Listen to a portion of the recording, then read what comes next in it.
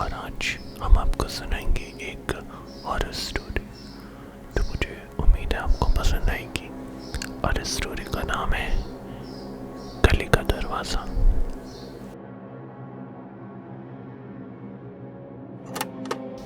हमारा जो ये लेखक है वो कहता है कि वो एक जगह पे रहता था, एक किराए के मकान में। और वो कहता है कि ये किराए का मकान एक गली के अंदर है और गली कोई खास नहीं है। वहाँ पे एक डिम सी आपको लाइट दिखती है, स्ट्रीट लाइट। वहाँ के दीवारों का जो पेंट है उसका चूना भी गिर रहा है।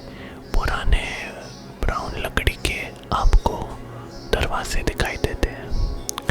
और वो गली के अंदर 5-6 मकान थे और फिर उस गली के एंड में एक दीवार थी।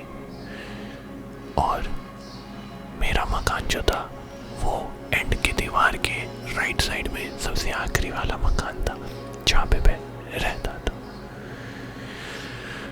अक्सर तो वहाँ पे एक दीवार ही होती थी एंड पे, लेकिन एक दिन मैंने नोटिस किया कि वहाँ पर मैंने देखा एक दरवाज़ा, काले रंग का दरवाज़ा था और बाकी मकानों के दरवाजे के मुकाबले हाइट में थोड़ा छोटा था। वहाँ का जो मकान मालिक था उस इलाके का, उसको मैंने ये बताने की कोशिश की कि आपको पता है यहाँ पर एक ये दरवाज़ा कहाँ से आया। तो मकान मालिक हंसने लगा, जो कि बड़ी ताज्जुब की बात थी क्योंकि वो बड़ा खड़ूस आदमी था। लेकिन इस बार वो हंसने लगा और वो हंस के कहता है, अरे बेटा, यहाँ पे तो हमेशा से दरवाज़ा था, तुमने कभी ध्यान ही नहीं दिया, कमाल है। ये बोल के मकान मालिक अपना किराया लेके निकल गया। लेकिन मुझे पता था कि वहाँ पे वो दरवाज़ा हमेशा से नहीं था। लेकिन खैर, मुझे क्या, ये बोल के मैं अंदर चला गया। लेकिन रात को मुझे आवाज़ें सुनाई थी, खटखटाने की, नाखूनों की, और भी बहुत सारी अजीबोगरीब आवाज़ें मुझे सुनाई थी। वो आवाज़ मेरे कमरे से नहीं आ रही थी, ना ही मेरे पड़ोसियों के कमरे से। वो आवाज़ आ रही थी उस आखिरी के दरवाजे से। मैंने खिड़की से जाके देखा तो बाहर मेरे को कोई नज़र नहीं आया। और उस दरवाजे पे मैंने ध्यान दिया तो बाहर से कुंडा लगा हुआ था। ये देख के मैं बहुत डर गया और मैं वापस सोने चले गया। लेकिन मैं सो नहीं पा रहा था क्योंकि अगले दिन सुबह जब मैं बाहर निकला काम के लिए तब भी मेरे को वो दरवाज़ा दिख रहा था। हालांकि इस बार उसमें से कोई आवाज़ नहीं थी, लेकिन उसके बीच में एक छेद था, द पीपिंग होल, जिससे पता नहीं क्यों मुझे ऐसा एहसास हुआ कि शायद कोई मुझे देख ना रहा हो। खैर, तो मैं अपने काम पे फिर चला गया। सोच रहा था उस आवाज़ के बारे में। हालांकि इस बार शाम को जब मैं काम से वापस लौटा, और मेरा जो काम होता है वो बहुत देर का काम होता है तो सबसे एंड में मैं ही पहुंचता हूँ। पर जब मैं वापस पहुंचा तो वो दरवाज़ा मुझे दिखा। इस बार वो दरवाज़ा के ऊपर आगे से ताला नहीं लगा था। मैंने उस दरवाजे को थोड़ा पुश करने की कोशिश की, लेकिन वो दरवाज़ा नहीं खुल रहा था। फिर मैंने उस दरवाजे को पे खटखटाया तो मेरे कान में जैसे किसी ने फुसफुसाया, अभी समय नहीं हुआ है। मैं से मुड़ के देखा तो यहाँ पे तो कोई नहीं था और दरवाज़ा अभी भी बंद था। मैं घबरा गया और मैं वापस अंदर चला गया और मैंने दरवाजे पे चटकनी लगा दी।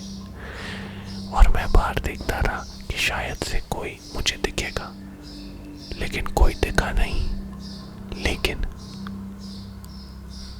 दरवाज़ा पीटने की उस पे स्क्रैचिंग की ये सारी आवाज़ें मुझे सुनाई दे रही थी।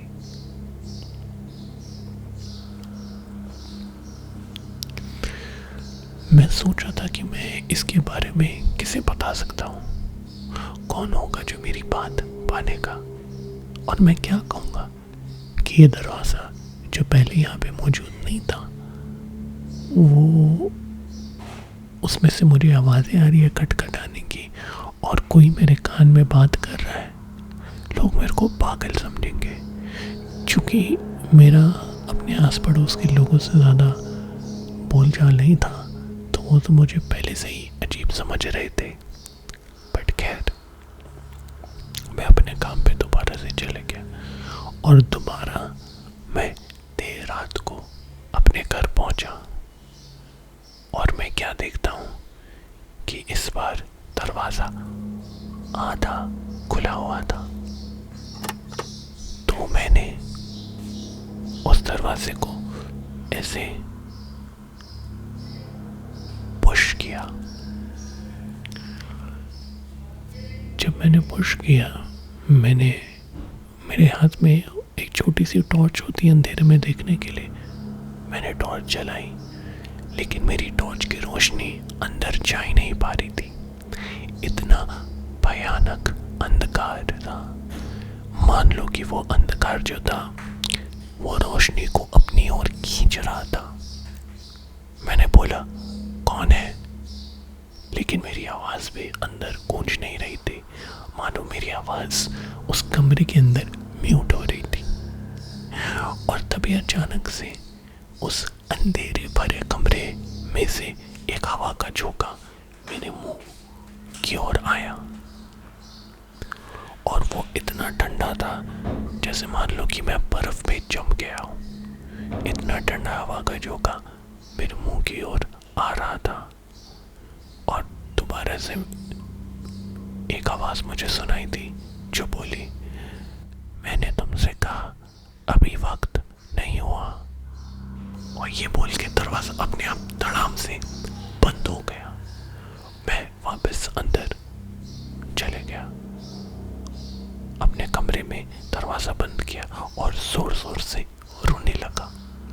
कुछ समय बाद मैंने ये फैसला किया कि अब मैं इस इलाके में नहीं रहूँगा। कोई मेरी बात ना माने तो ना माने, मैं छोड़ के चले जाऊँगा। इसलिए मैंने बत्ती जलाई और अपना बैग भरना शुरू कर दिया अपने कपड़ों से, जिसके लिए मैंने अलमारी खोली, अपने सारे कपड़े उसके अंदर डाला।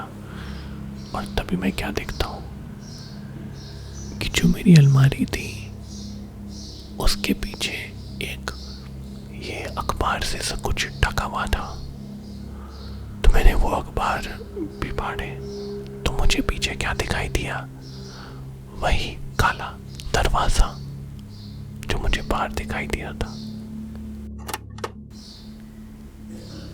मैंने दोबारा से उसे पुश करने की कोशिश की, हालांकि मुझे डर लग रहा था, लेकिन मैंने पुश करने की कोशिश की, पर वो दरवाजा नहीं खुल पा रहा था। और फिर मुझे सुनाई दी ठक ठक ठक ठक ठक ठक की आवाजें।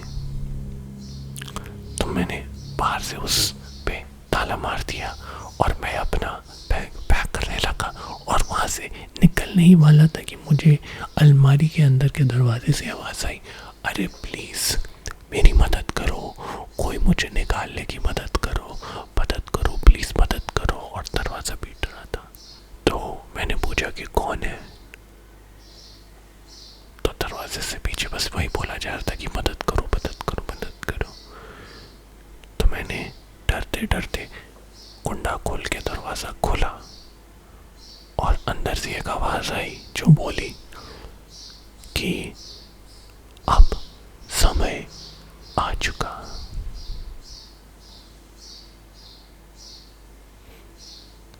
और यहीं पे हमारी कहानी खत्म हो जाती है।